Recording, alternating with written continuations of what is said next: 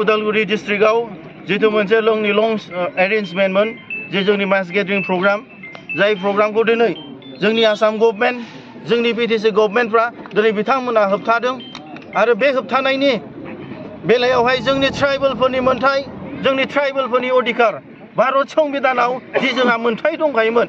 as per the provision of Indian Constitution बेखौ बिथांमोना दिनै फेलें खालामदों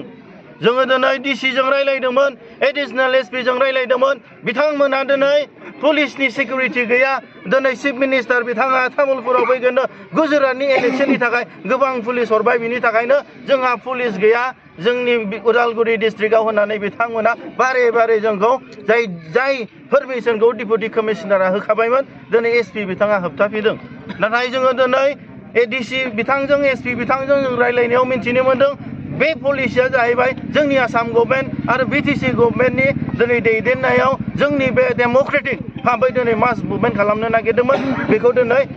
बिथांमोना होबथादों आरो जाय जिनिसखौ बिथांमोना दिनै मावदों बे टटेलि जोंनि ट्राइबेलफोरनि मोनथाय भारतनि संबिधान बादि जोंहा मोनथाय जि दङमोन बेखौ बिथांमोना फेलें खालामदों आरो दिनै पुलिस एडमिनिस्ट्रेसन एबा दिनै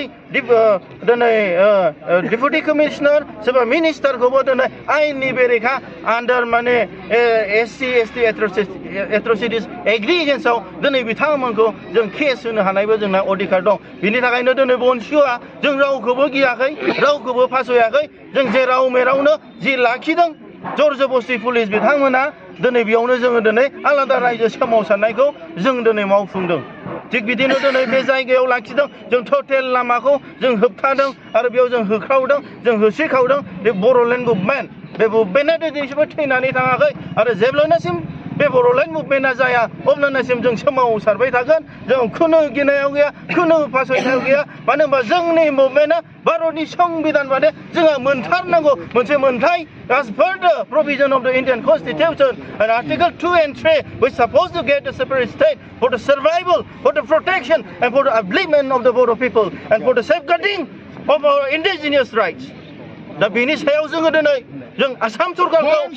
जों बिटिसि सरकारखौ जों दिनै वार्निं होगोन दे जेने थेने बिथांमोना आरो जोंखौ बिदि खेमले खेमले जोंनि भारतनि संबिधान ट्राइबेलफोरनि जि मोनसे बै राइट्सखौ बिथांमोना साप्रेस खालामबाय थायोबा अप्रेस खालामबाय थायोब्ला सोरबा जोंनि बर' लाइमोनफ्रा आर्म हमफिनोब्ला बिनि दायनिगिरिया आसाम सरकार बिटिसि